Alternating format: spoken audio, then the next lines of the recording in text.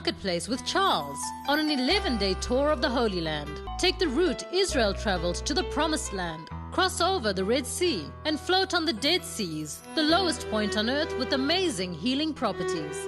Experience the vibe of Jericho and cruise on the Sea of Galilee to Capernaum, the hometown of Jesus. Visit the pools of Bethesda, Nazareth, Bethlehem, and many more.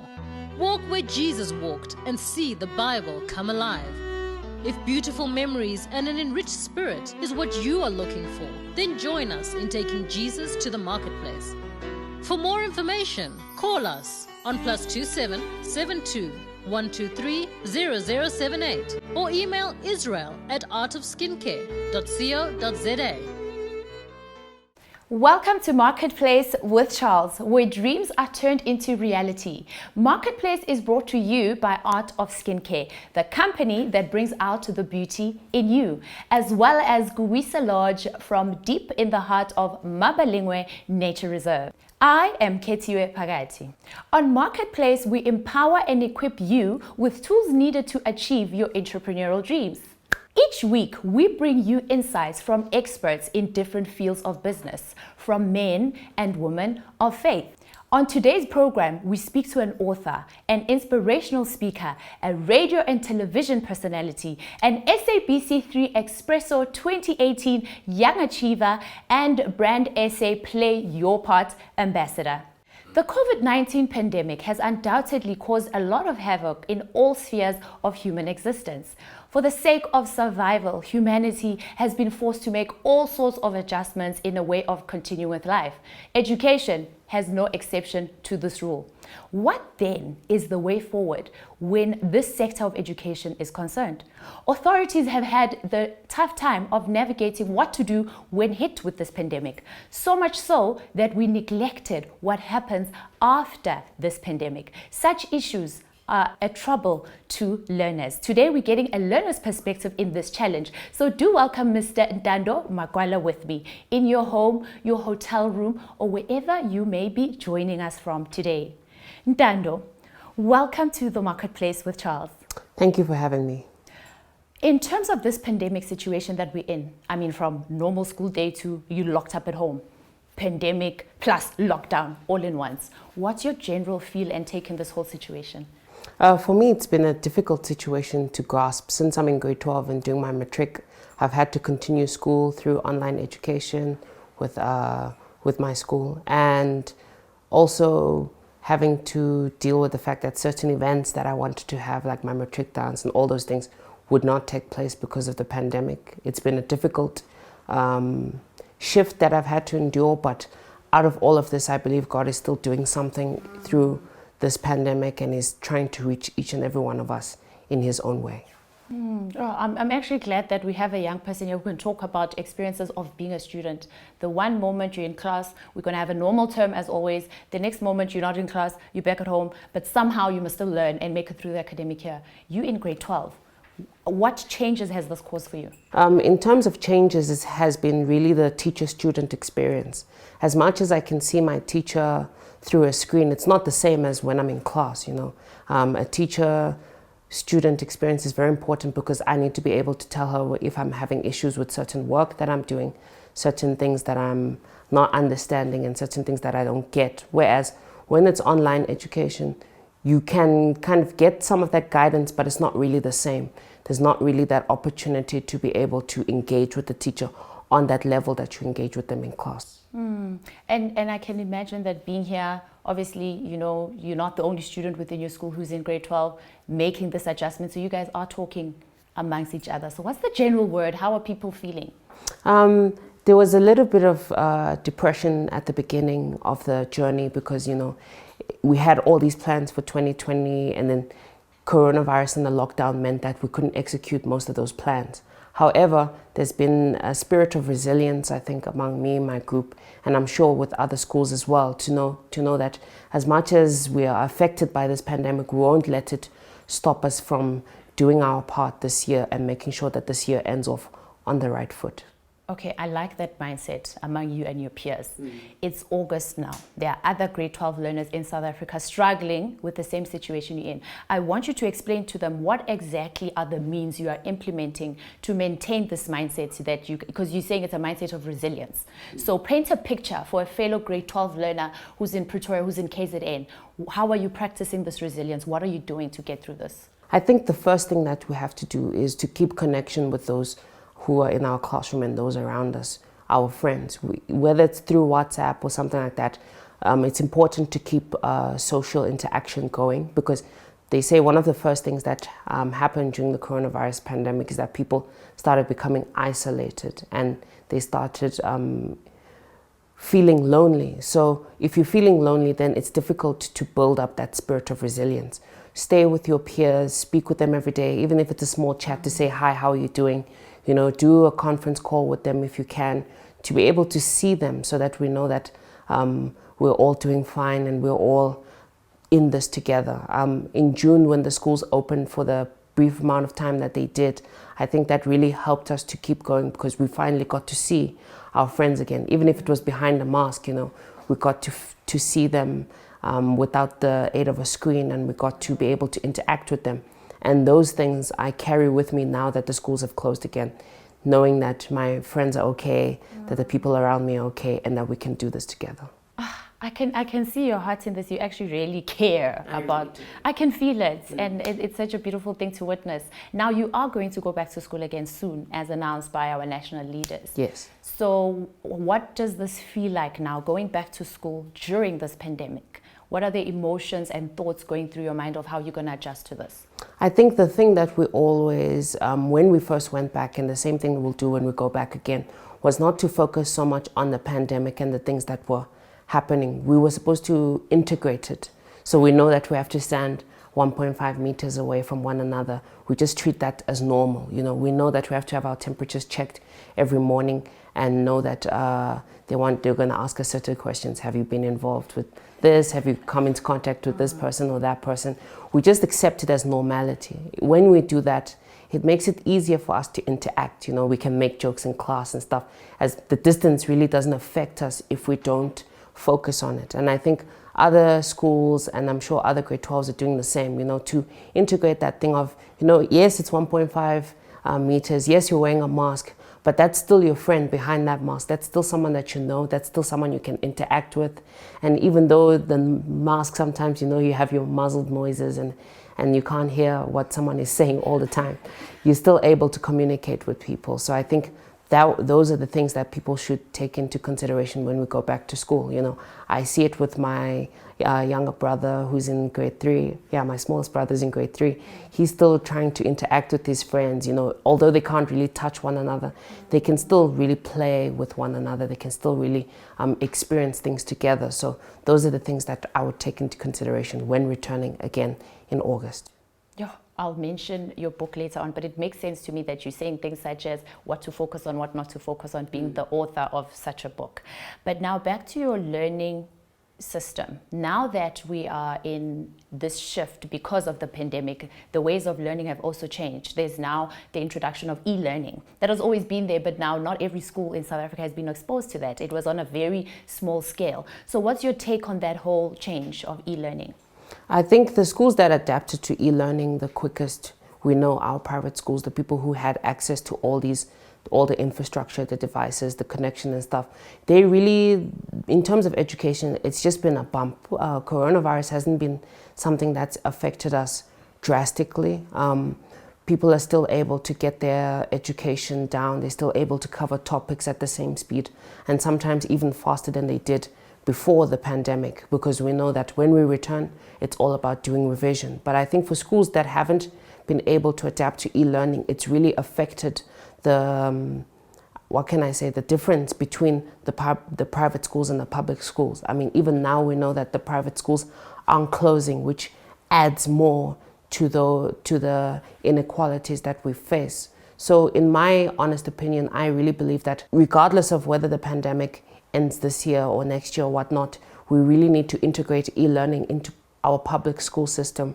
We need to know that regardless of pandemics and whatnot, the 21st century is pushing us towards e-learning, you know, and the mix between going to school and being there physically at school and being at home and having e-learning is important, because we know that our future, in terms of the jobs that we're going to do in the future, they're going to have more work at home stuff. We're going to be working at home more often. We're going to be interacting with people more online. We're going to be collaborating with people around the world. So this whole thing of integrating e-learning into schools is very important. And I feel like the public schools that aren't able to do this are really being left behind, and we cannot allow them to be left behind. We have to allow those students, because they're the same people that we are going to entrust to take care of us.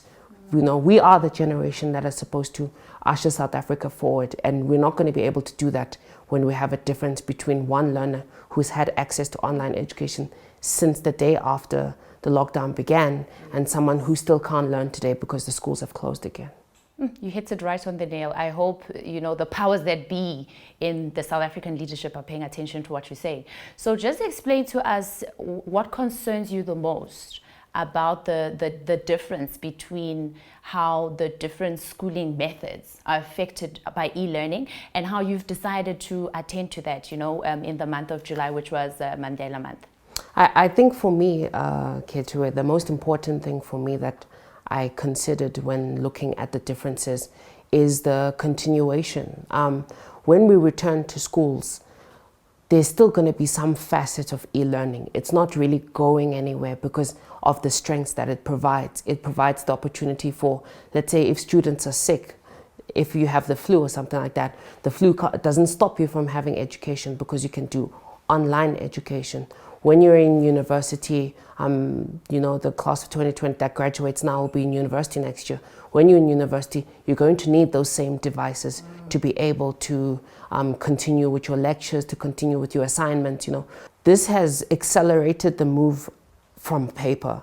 I remember me, when I did my June exams at my school, I'm fortunate to go to a private school. We did our exams through our computers. So we'd scan our test results on the phone and then we'd send it to our teachers. So that just shows you how e-learning is transforming the way that our education system is operating. But for me, the biggest challenge I fear that will happen is that even after the pandemic, the differences between the private schools and the public schools are just going to increase, because e-learning is going to be a new skill that universities need, that workers need, that only private schools right now are able to offer. So with that said then, would you say that this is the time to relook at how education is run, and if so, how so? I think it really is, and I think the way that education needs to be run is in a hybrid format. We have students who go to school, and yes, physical attendance at school is very important, because that interaction between student and teacher is important. I'm sure even the kids who are doing university now, they know that the lecture is not the same when it's on screen versus when you're actually there in the hall and you're able to interact with the professor. But in that case, there's also going to be that e-learning facet. Because we're moving to a world where you're going to need more and more skills, more than ever before, not just the knowledge that you grasp. E-learning is going to help build those skills, help build critical thinking skills. Most of the puzzles that help build your critical thinking and your analytic skills are there already online. You know, you have things like Khan Academy and all these websites that already offer a different route for those who need help in certain areas. I think those are going to start taking center stage.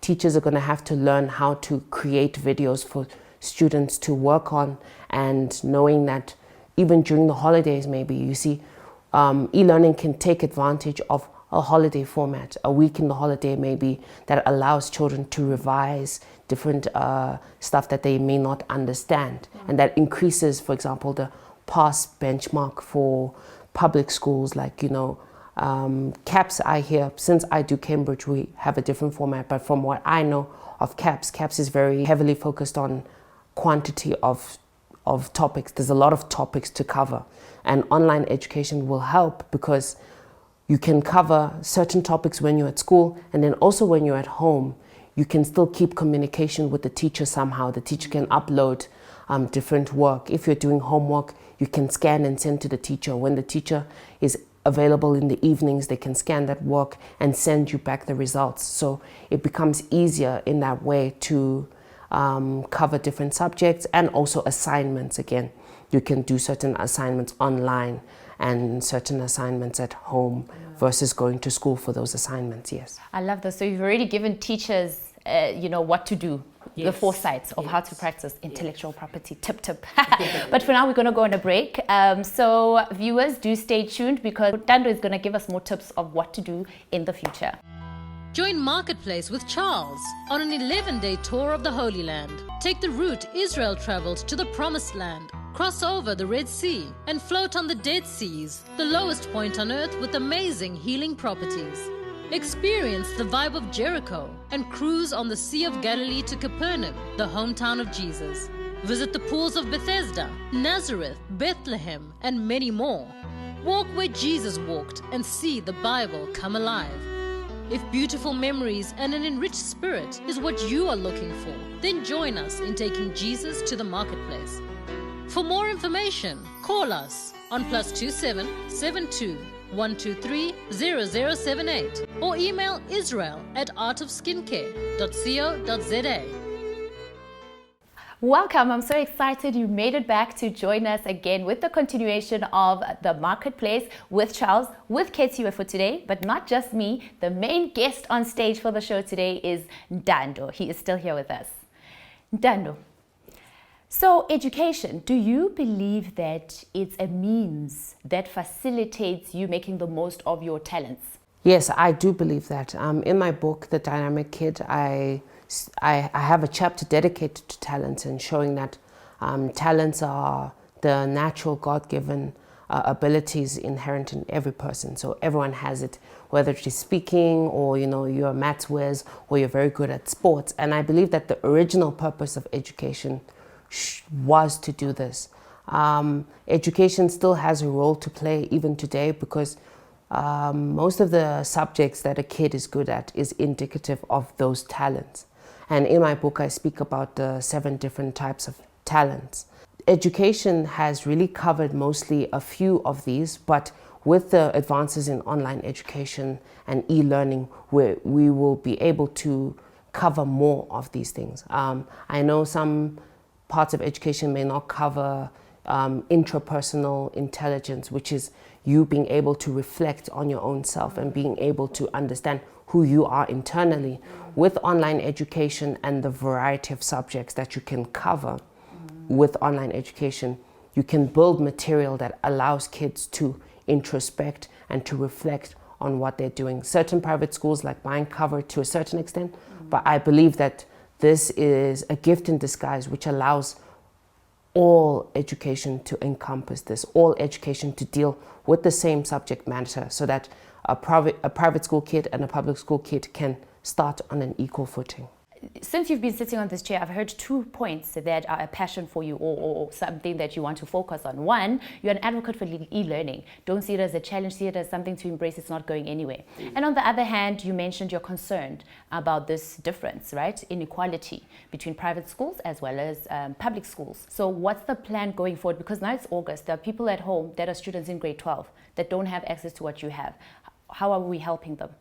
I started in July, in June Mandela Month. I started a project, a campaign that we're calling eAfrica, which is really a project to help those students who don't have access. And we're asking people who have devices. So if you have a phone, if you have a tablet, if you have a laptop that you're not using, to please donate it to us, that we're able to give it to those who are unfortunate and those who are less fortunate than us, because we believe that even with those devices, the teachers in public schools, they really do know what they want to teach the kids during this time.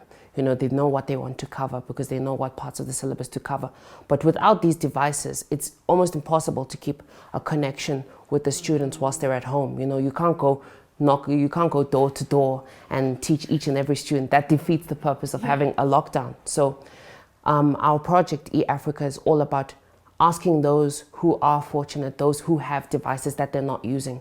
So if you have a tablet, a phone, a laptop that you're not using, please donate it to us. And then you can find out more about this on ntandomakwela.com. There are forms there, the donor form and the learner form. If you're a learner and you need access to a device, you can fill out a form there that helps us to know which device you need. And then a donor form, if you're a donor and you have a device or you have a monetary donation which will be used to give data to these students, you can also go on ntandomakwela.com to find out more about that.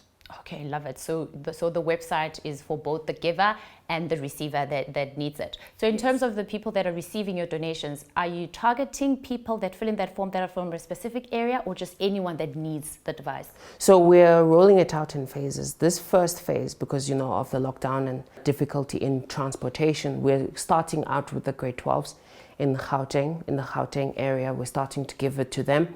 But then as we collect more and more devices from people, we're going to expand into other provinces and into other grades where people in those provinces can help us out. So if you're a representative and you want to get in touch with us, you can also go to that website. You'll find our contact details there if you want to be a representative for different provinces, because this is not just about us, it's about a nationwide effort to give these students who really need these devices. And I think maybe people might be thinking, it's August, it's almost the end of the year. How am I really going to impact someone? We must know that the coronavirus, yes, it may leave next year or something like that, but e-learning is still important even after that. And just because the coronavirus might have ended or whatnot, or will end soon, it's not going to change the fact that still these devices are quite expensive for students to get. And government has been trying to give devices to different schools, but again as well, it's difficult to get those devices. It's expensive, and to take care of those devices is difficult. So even after Corona, we're still carrying on this program to say, we're still going to receive devices, we're still going to donate devices, because this is really about helping out those who are less fortunate than us and bridging that divide. Coronavirus has just highlighted that this divide is this big, but this divide has been there since even before coronavirus came. Unfortunately, well, at least for me, I hope it is for you too, an unfortunate matter that we're almost at the end of the show. But there are grade 11, 12, 10 learners out there sitting, listening to you, think, oh, he's got such a positive mindset. Oh, he's in private school. Yes, he's got access to all of this, but here I am stuck at home. I've actually had it with 2020. What can you say to that learner to help them have a different mindset towards the pandemic and the school year? In terms of the pandemic, I think the most important thing to do is to adapt to the environment that the pandemic has created. It's no use to fold under the pressure that the pandemic has created. If you adapt, you are able to maximize what you're doing and maximize what you're able to achieve. And in terms of 2020 is not a lost year. As much as, yes, it's been a tough year, there's still 4 months to go. We're seeing that people are starting to adapt. Things are starting to get back to what we could say normal, almost normal. People are traveling, people are doing things, and businesses carrying on. But I think for that child who's sitting at home, who's probably in the township area or in an area where they don't have access to this type of education, this type of information, that's what we're here to do. We're here to assist you. We're here to make sure that you are able to take advantage of this time to be able to propel you to become that change maker that we need in our country. We need to know that these students that need our help, they are our future. They are our future presidents. They are our future leaders, our future politicians, our future policemen, firemen, and all these other jobs. They're the people who are going to fill this out. So when we help them, when we help that kid in the township who needs these devices to be able to carry on with their education, we are also helping ourselves, because that person will be touched by what we do and will be able to repay us by being the person that God made them to be. I could listen to you talk for yet another hour. But unfortunately, the time we have here is over. But before we go, just tell people a little bit about your book and how they can reach you and order themselves a copy. Yes, so my book is called The Dynamic Kid, 9 Keys to Unlock Your Future. It's a book really touching. It's based on principles that will help the youth. It's mainly aimed at the youth to be able to maximize their potential, to find their purpose, to find out what their talents are and how to use them and to maximize their potential and to become the dynamic kid that they're meant to be. So in order to get my book, you can also go to ntandomakwela.com. There you'll find my details. You can email me on therealdynamickid@gmail.com. There we will give you the next steps on how to get the book, and we'll courier to you then. Ntando, it's been a total pleasure. Thank you for joining us today on the Marketplace with Charles. Thank you for having me, and I hope that I've helped people to be able to change their mindset around the coronavirus and to help those who are less fortunate. I believe you have. And that's all we had time for today, Mr. Ntando Makwela. Let us meet again next week, same time. I'll be right here. You may be at a different place for another power-packed episode. And don't forget to check out the repeat of this episode bright and early every Wednesday morning at 1 a.m. same channel. And you can also view the repeats of this program anytime by subscribing to the Marketplace YouTube channel, and the channel name is Charles Ngobeni. I assure you that that's a decision you will not regret. Thank you for watching Marketplace with Charles, brought to you by Art of Skincare. Do remember to get in touch with us. That is charlesngobeni.com. You may also want to follow us on all our social media. The handle is Charles Ngobeni. Remember the underscore in Instagram. And if you want to get a hold of me, that is Maketi Speaks Live on Facebook. Until next time, goodbye and God bless. Join Marketplace with Charles on an 11-day tour of the Holy Land. Take the route Israel traveled to the Promised Land. Cross over the Red Sea and float on the Dead Seas, the lowest point on earth with amazing healing properties. Experience the vibe of Jericho and cruise on the Sea of Galilee to Capernaum, the hometown of Jesus. Visit the pools of Bethesda, Nazareth, Bethlehem, and many more. Walk where Jesus walked and see the Bible come alive. If beautiful memories and an enriched spirit is what you are looking for, then join us in taking Jesus to the Marketplace. For more information, call us on +27 72 123 0078 or email israel@artofskincare.co.za.